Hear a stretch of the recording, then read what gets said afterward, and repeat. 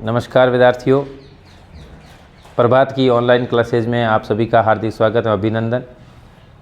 अपन अपनी क्लास को आगे बढ़ाते हुए राजस्थान के अंदर राजस्थान के परिचय के रूप में राजस्थान का नामकरण और उनके साथ प्राचीन समय में राजस्थान के भौतिक प्रदेशों के नामकरण के बारे में अपने पिछली क्लास में चर्चा की थी।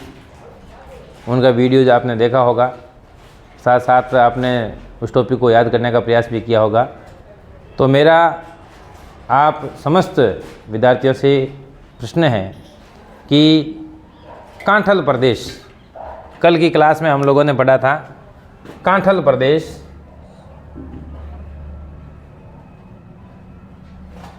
राजस्थान के अंदर कौन से भौतिक प्रदेश को कांठल के नाम से जाना जाता है, ये मेरा प्रश्न है। आप स्मरण कीजिए कि कल की क्लास में अपन इसको पढ़ चुके हैं कांठल प्रदेश के बारे में। क्लास में ये बताया गया था कि माही नदी के कांठे का या किनारे का जो क्षेत्र प्रतापगढ़ के अंदर माही नदी का जो बेसिन है उसको कांठल के नाम से जाना जाता है। इनकी चर्चा अपन कल की क्लास में कर चुके हैं।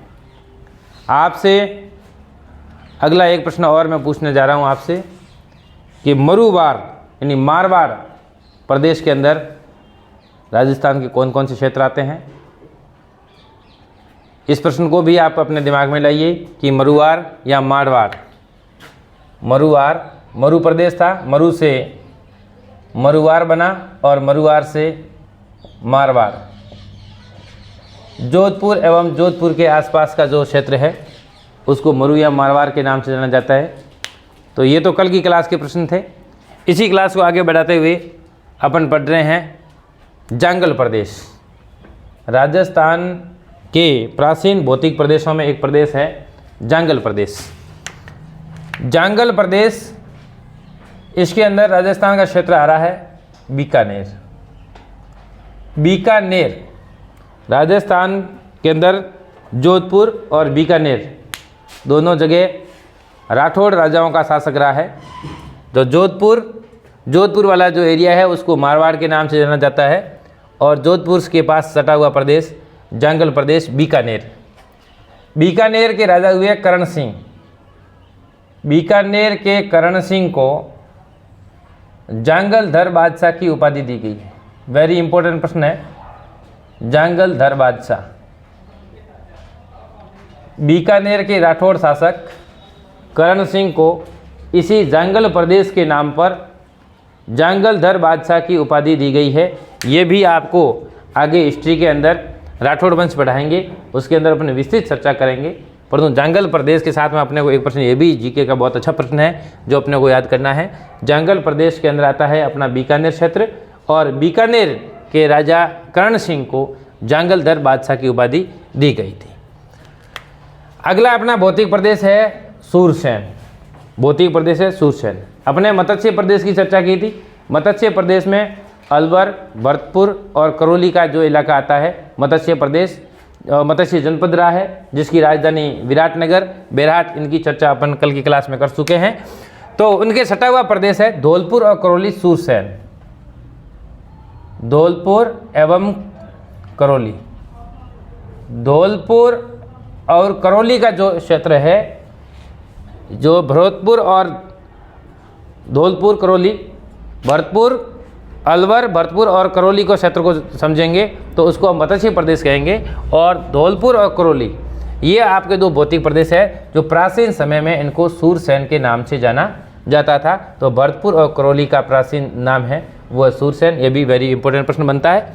अगला प्रश्न है अपना छप्पन का मैदान।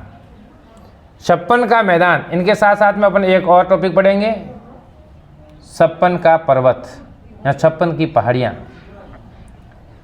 छप्पन की पहाड़ियाँ, छप्पन पर्वत या छप्पन की पहाड़ियाँ और एक है छप्पन का मैदान। दोनों ही भौतिक भूभाग है जो अपने राजस्थान के अंदर है।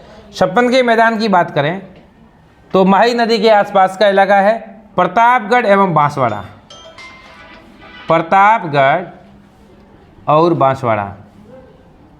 प्रतापगढ़ और बांसवाड़ा के बीच में 56 गांवों का समूह या 56 नदी नालों का समूह बताया जा रहा है। 56 गांवों का समूह या 56 नदी नालों का समूह, इसी नाम पर जो वहाँ का मैदान बना हुआ है उस मैदान का नाम है 56 का मैदान।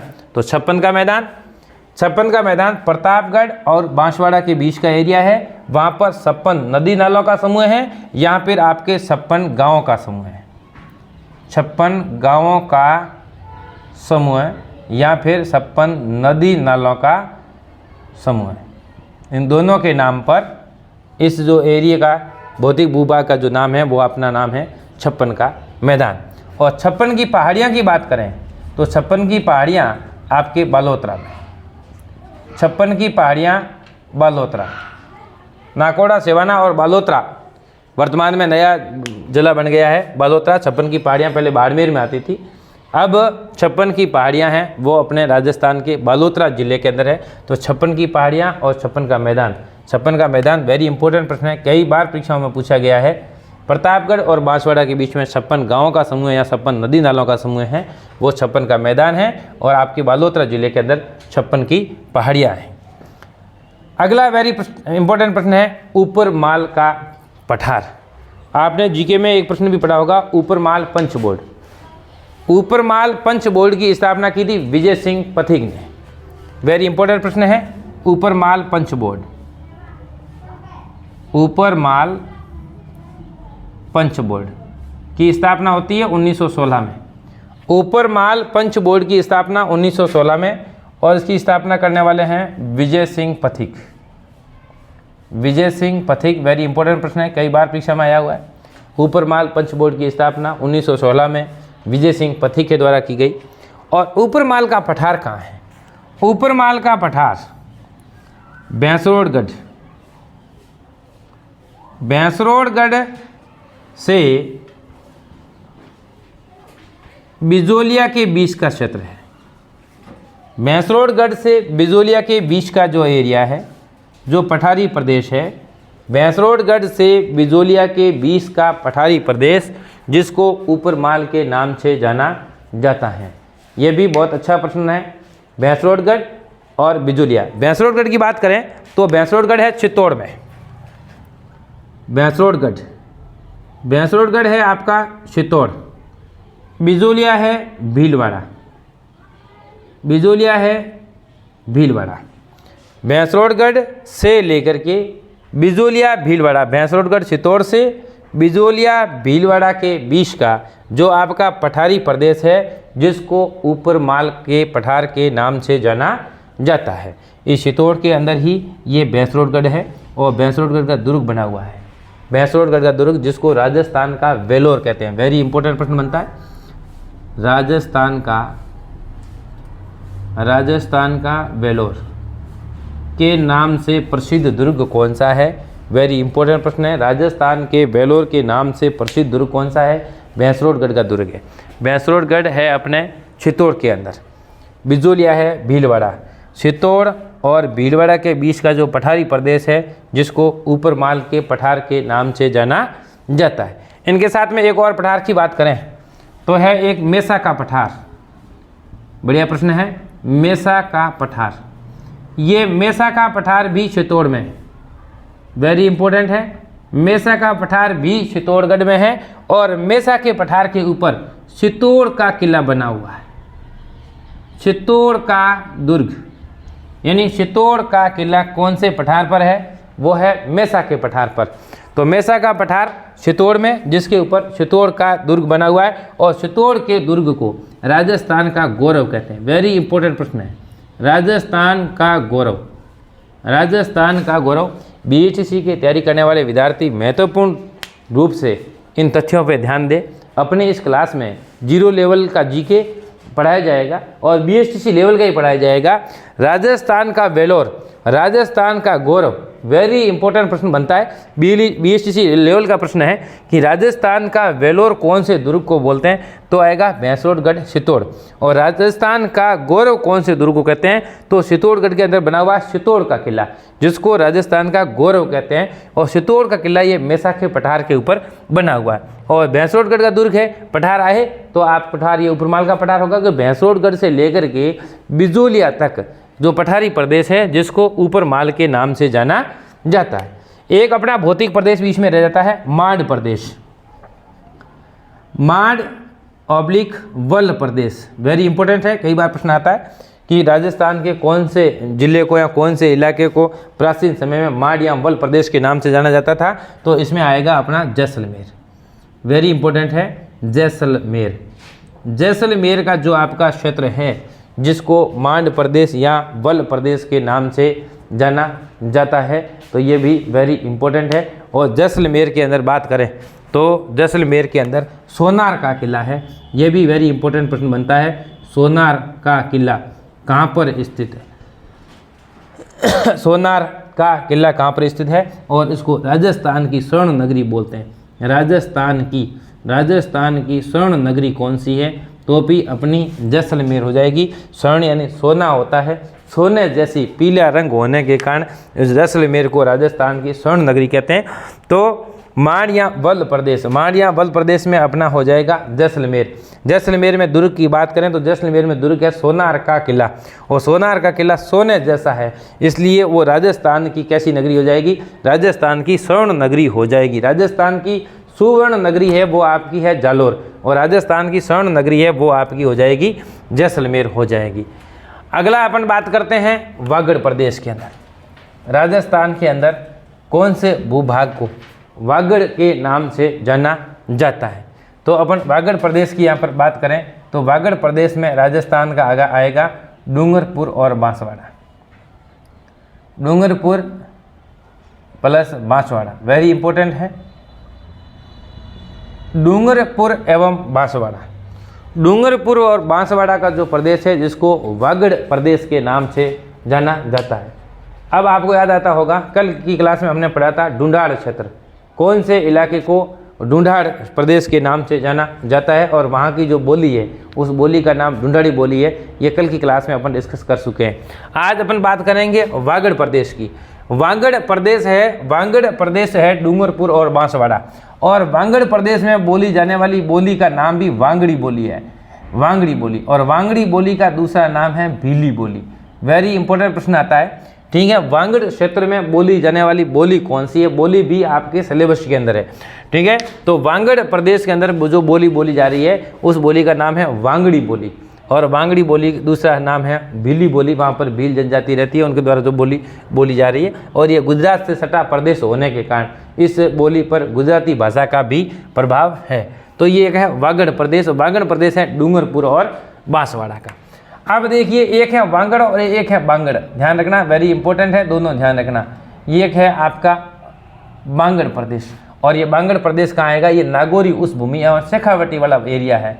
नागौर और शेखावटी का जो एरिया है वहाँ पर आपकी बांगड़ प्रदेश है। नागौर और नागौरी उच्च भूमि एवं शेखावटी का जो इलाका है वहाँ का जो प्रदेश है इसको बोलते हैं बांगड़ प्रदेश, और ये है वागड़ प्रदेश। देखिए इसके ऊपर बिंदी लगी हुई है, तो राजस्थान के नक्शे को देख करके आप याद कर सकते हैं। जिसके ऊपर बिंदी लगी हुई है वो इलाका ऊपर है, और जिसके ऊपर बिंदी लगी हुई नहीं है वो नीचे वाला इलाका है। तो वागड़ प्रदेश में आएगा डूंगरपुर और बांसवाड़ा, और वागड़ प्रदेश की बोली हो जाएगी वागड़ी बोली या भीली बोली। और बांगड़ प्रदेश है उसके ऊपर आपकी बिंदी लगी हुई है, वो ऊपर वाला इलाका है जिसमें आएगा नागौर एवं शेखावटी वाला इलाका। और वागड़ प्रदेश में जो बोली बोली जा रही है वो वागड़ी बोली है, उसको अब भीली बोली कहते हैं। अगला आएगा शेखावटी प्रदेश, और शेखावटी में आपका इलाका आएगा सीकर एवं झुंझुनू।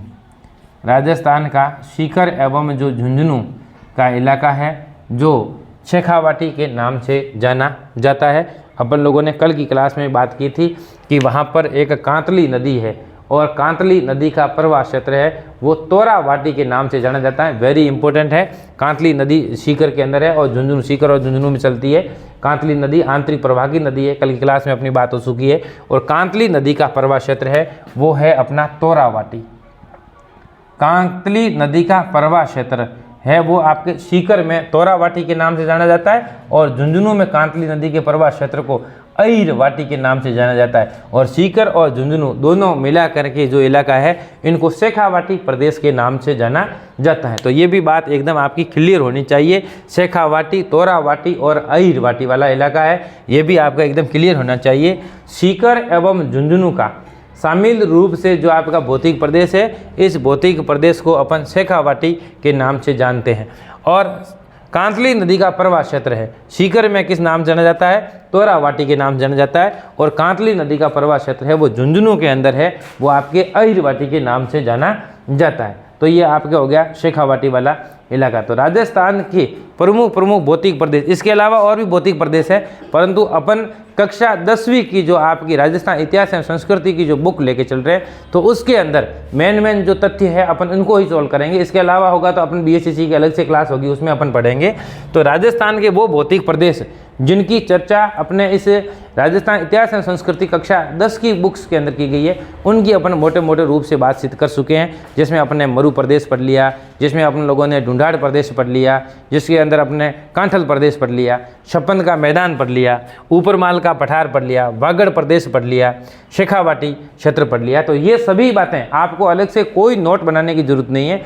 अपन कक्षा 10वीं के अंदर जो आपकी बुक चलती है राजस्थान इतिहास एवं संस्कृति, उस किताब के अंदर आप इसके अच्छी तरीके से ये नोट लिखा हुआ है, आप इसको ऑनलाइन करें। और जो बातें एक्स्ट्रा बताई गई है तो आप उसी बुक्स के अंदर आप उसको ऐड करें, ताकि ये बुक्स ही आपका एक अच्छा नोट बन करके तैयार हो जाएगी। अगला इसी टॉपिक के अंदर, अपनी इसी बुक्स के अंदर अगला टॉपिक दिया हुआ है कि मानव इतिहास का काल विभाजन, कि मनुष्य का जो इतिहास है वो इतिहास राजस्थान के अंदर, इस इतिहास का मनुष्य इतिहास का क्या लेना देना है, मानव इतिहास का राजस्थान से क्या संबंध है।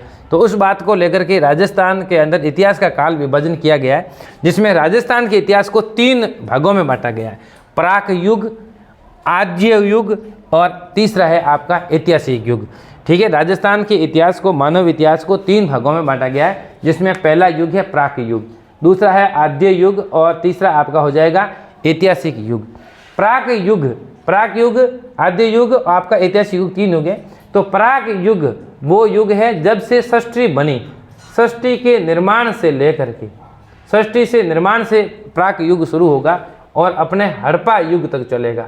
जब तक हड़प्पा सभ्यताओं की जो आपकी खोज की गई है, तो सृष्टि के निर्माण से लेकर के हड़प्पा काल के बीच का जो आपका युग है वो आपका होगा प्राक युग माना जाता है। दूसरा है अपना आद्य युग। ये आद्य युग है, ये हड़प्पा से, जब से हड़प्पा की खुदाई शुरू हो गई वहाँ से लेकर के 600 ईस्वी तक का जो काल है वो आद्य युग माना जाता है। तीसरा है आपका ऐतिहासिक युग, और ऐतिहासिक युग है ये आपकी 600 ईस्वी से शुरू हो रहा है और ये वर्तमान काल तक, 600 ईस्वी से लेकर के वर्तमान युग का जो काल, वर्तमान समय तक जो युग चल रहा है वो आपका ऐतिहासिक युग हो जाएगा।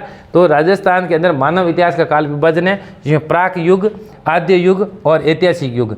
प्राक युग है सृष्टि निर्माण से लेकर के हड़प्पा सभ्यता तक का जो काल है इसको प्राक युग कहते हैं। हड़प्पा सभ्यता की खुदाई के जो अवशेष मिले हैं तब से लेकर के 600 ईस्वी तक का काल है जिसको आद्य युग कहते हैं, और 600 ईस्वी से लेकर के वर्तमान समय तक का जो युग है उसको हम ऐतिहासिक युग कहेंगे। इसके अलावा अपने इस बुक्स के अंदर ये लाइनें लिखी हुई है कि प्राक युग किसे कहेंगे। तो प्राक युग ऐसा युग है जिसके अंदर लिखित रूप से अपने को कोई तथ्य नहीं मिल रहा है, कोई लिखित साक्ष्य नहीं है इस युग के बारे में। इस प्राक युग के बारे में लिखित तथ्य बिल्कुल नहीं है। सीधी स्पष्ट बात है कि राजस्थान का जो प्राक युग है, जब से सृष्टि बनी वहाँ से लेकर के हड़प्पा सभ्यता तक का जो काल है इसको प्राक युग बोलते हैं। इसके बारे में हमारे पास में लिखने जैसा न तो कोई लिखित मिला है न कोई पढ़ने का, कोई सोर्सेज अपने पास में नहीं है। आद्य युग जो है इसके अंदर क्या है, अपने को लिखित तथ्य तो मिले हैं, लिखित तथ्य है परंतु उसको पढ़ नहीं सकते। ऐसे तथ्य मिले जिनकी भाषा अपने को जो वर्तमान ऐतिहासिक युग के अंदर जो मानव है उनके पढ़ने में नहीं आ रही है। इसका मतलब वो भी स्पष्ट नहीं है। प्राक युग के अंदर तो कोई लिखित तथ्य अपने को मिला ही नहीं है, तो इसका मतलब है कि मनुष्य उसमें पढ़ाई से कोई लेना देना नहीं था, न तो कोई लिखित सोर्सेज उसके पास था ही नहीं। आद्य युग के अंदर जो अपने को सोर्सेज मिले वो लिखित तथ्य तो मिले हैं, कई शिलालेखों के ऊपर कुछ न कुछ बात लिखी हुई है, परंतु उस बात को अपन पढ़ नहीं सके। आज तक जो आपके आद्य युग के जो अवशेष मिले हैं उनको आज तक कोई पढ़ नहीं पाया है। और अगला है आपका ऐतिहासिक, ये लिखित तथ्य इसके मिल रहे हैं। जो ऐतिहासिक युग है, ये कहने का मतलब है इसके लिखित तथ्य अपने को मिल रहे हैं और उनको अपन पढ़ भी सकते हैं। इसका मतलब जो ऐतिहासिक युग है इसकी तथ्य है वो बिल्कुल स्पष्ट है। तो ये है अपनी मेन बातें जो राजस्थान के इस ऐतिहासिक युग के अंदर राजस्थान के इतिहास का जो काल विभाजन किया गया, राजस्थान के भौतिक प्रदेशों का विभाजन किया गया है, इसके बारे में अपन लोगों ने पढ़ा है। अब इससे अगला अपन जल्दी ही अगली क्लास के अंदर आपके बीच हाजिर होंगे। एसटीसी की तैयारी करने वाले समस्त विद्यार्थी अपनी इस क्लास से जुड़ें और पूरी क्लास को देखें और समझें। अभी तक अपन क्या करेंगे, क्लास ले रहे हैं, 2-4 क्लास होने के बाद में आपके बीच में टेस्ट पेपर लेके हाजिर होंगे और टेस्ट पेपर को साथ साथ सॉल्व करेंगे।